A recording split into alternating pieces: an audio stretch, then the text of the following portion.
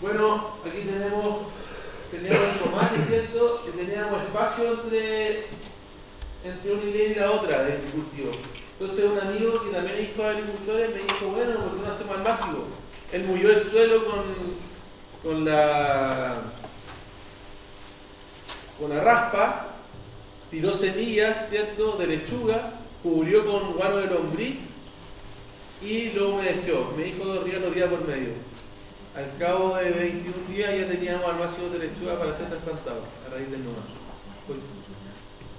Porque al principio, cuando yo empecé a trabajar en la tela primavera, trabajé con puro material vegetal regalado. La alcachofa, la rúcula, los almácigos, y así se fue armando el cuento hasta que después yo fui capaz de ponerme a producir yo mi propia material vegetal. Bueno, tenemos el cultivo de tomates donde se hizo un parrón al estilo de los invernaderos por el aire libre y con la cinta careta se fue enrollando las matas de tomate. El tomate, existe el tomate determinado y el indeterminado. El indeterminado es el que crece sin parar. Entonces uno en un momento lo determina, ¿cierto? Dice, pasado, por ejemplo, el 7º racimo se determina, entonces se corta el brote para que no siga creciendo. Aparte hay que irlo desbrotando, el gran trabajo que tiene este cultivo, ir desbrotando, sacando los brotes axilares para que la energía no se vaya a esto, sino que se vaya al fruto. Bueno, comercialización. Hay una foto de la cooperativa, cómo estamos comercializando todo, ¿cierto? Justo en ese momento ese sistema ya murió. Ahora hay ciertos agricultores que van y si yo quiero vender en esa feria tengo que hablar con ellos mismos para que me den la cabida. Y allá está Pancho Menay, un agricultor de descendencia de Aguita con el que me tocó exponer la vez pasada que me invitaron, que hace agricultura indígena, ¿cierto? A la orilla de la carretera vendiendo sus tomates y su ají y su berenjena. Bueno, ¿cómo lo hice yo cuando comencé? Repartí a domicilio, con alforjas por lado y lado y con un carro que me fabricó un amigo. En ese momento iba a una feria y llevaba ketchup y pesto de rúcula y de perejil. Entonces me fui en mi carrito al sector de la tetera en Quillota a hacer las entregas correspondientes. El problema es que no hay tiempo. Uno tiene que estar en la tierra o comercializando. Entonces ahora ya me compro un vehículo para hacerlo de forma más rápida. Bueno, comercialización, están los tomates de la tela primavera posicionados en una fuente de soda para hacer completo. Ahí están después de la selección, ¿cierto? Todos mezclados por calibre y color. Vale. Bueno, uno de los términos que se han llevado a cabo en la tela primavera es la economía alterna, que le llamo yo. Es qué valor puede tener un tomate si lo agarro y lo hago ketchup, si lo agarro y lo hago salsa, fisali si lo llevo y lo hago mermelada. Entonces fuimos desarrollando esa idea y tuvimos grandes logros. ¿Por qué? 1 kilo de tomate cuesta 500 pesos, se puede vender sin problema. Si uno ese kilo de tomate lo envasa, ¿cierto? Y lo lleva a una botella de 330 ml de estas de cerveza, ¿cierto? Convierte ketchup y lo vende a 2.500 pesos. O sea, se quintuplica la venta. Eso sí que es más demoroso, hay que inmovilizar capital. Entonces hay uno que tiene que ir jugando con la liquidez versus la rentabilidad, o la rentabilidad versus la liquidez. Entonces eso es la economía alterna, es darle valor agregado a través de una acción, ¿cierto?, que genera trabajo a otras personas, que inmoviliza capital, que da otro gusto al alimento y por ende, finalmente tiene su venta. Esa es la idea. Bueno, ahí estamos en la tela primavera con Iván. Teníamos un sistema de trabajo, porque porque es un terreno que yo estoy dejando de trabajar. Voy a arrendar en otro lugar. Iván fue el sistema de trabajo de trabajar por alimentos, se entregaban 12.000 pesos en alimentos. Entonces llega la persona, si trabaja todo el día, al final de se le entregan alimentos que cosecha él mismo y que sean equivalentes al tiempo que estuvo trabajando. Entonces Iván fue por este sistema y ayudó a cosechar la semilla de la acelga, que primero hay que arrancarla, ¿cierto?, los vástagos, y luego hay que triarla sobre un plástico, pegándole con un palo para que se separe de la paja. Bueno, un pilar fundamental de la tenda primavera desde sus principios, como les decía, es el vecindario. Entonces ahí está don Robert, que pasa constantemente a preguntar cómo va el cultivo de alcachofa, ya que él fue el que me lo enseñó y me regaló el material vegetal.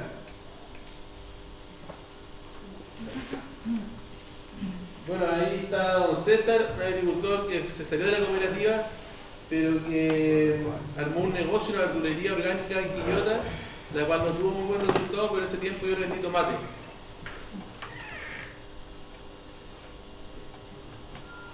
Bueno, ahora les voy a ver un videito de la tenda primavera.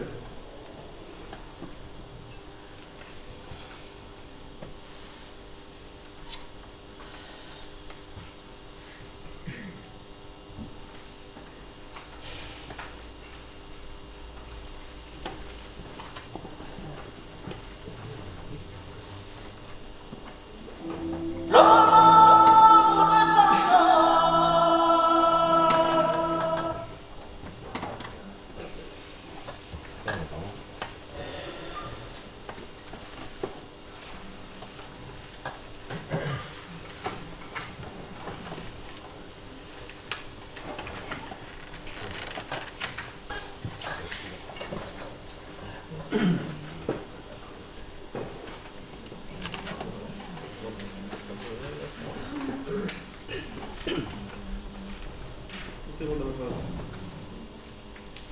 Este es un video que muestra todo un día, la estadía de todo un día en el final de verano, el 21 del año pasado, ¿cierto? 21 de marzo del año pasado, en la huerta de la primavera.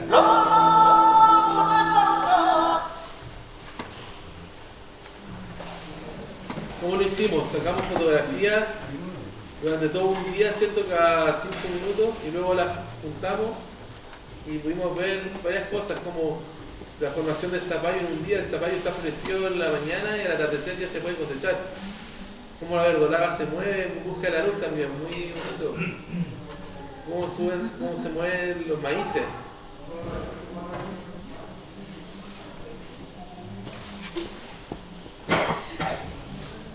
¿Alguien tiene alguna duda, alguna consulta mientras tanto?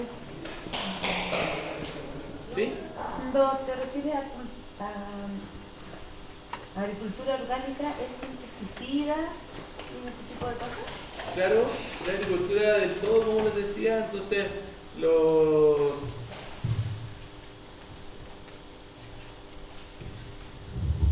insumos salen del vecindario.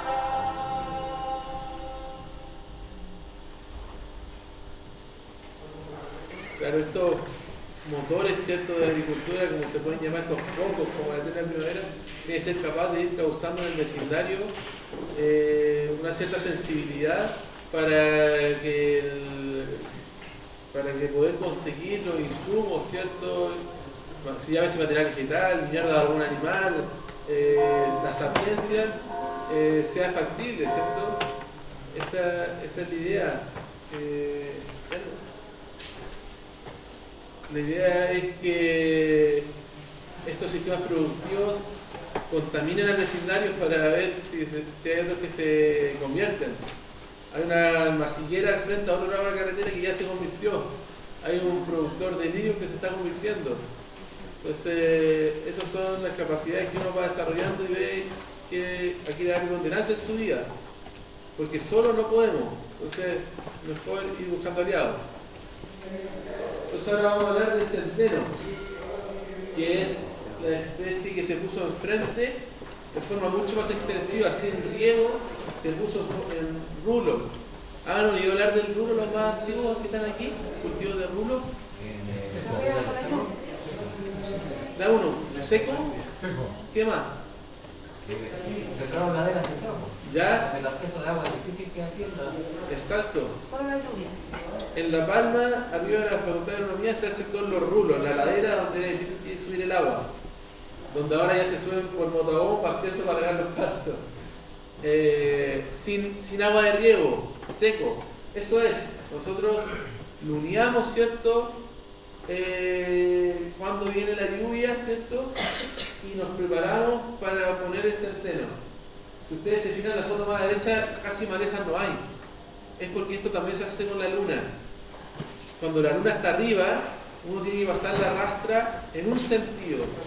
2 semanas después, cuando está en luna nueva, hay que pasarla en el sentido contrario, haciendo una cruza. Y 2 semanas después, se siembra y se tapa. Y eso es todo el acto que se hace. Ahí tenemos una muestra de vainas de espigas de centeno. Y acá tenemos una cancata que se hizo porque queríamos apreciar hasta dónde era capaz de penetrar la raíz de este cereal.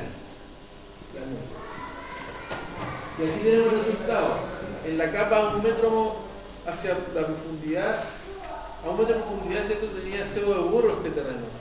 El cebo de burro es una tosca, ¿cierto? Un terreno muy compactado, el cual no es difícil de penetrar, no es fácil de penetrar. De hecho, los pastos, si llegan a esta capa, se asfixian y mueren. Pero el centeno fue capaz de penetrar. Lo estamos viendo con un agricultor, el cual está muy asombrado, el agricultor Roberto Quevedo de la Alcachofa. Bueno, esencial en todo sistema productivo hacer participar a la comunidad, a los amigos. Aquí tenemos una trilla, una cosecha para la posterior trilla, la cosecha del centeno, en donde íbamos cosechando y haciendo gavillas. Bueno, eso en cuanto a la eterna primavera. No sé si tienen alguna consulta, duda. ¿Sí? Pero, de mi ignorancia, ¿el centeno por la cebada? No, el centeno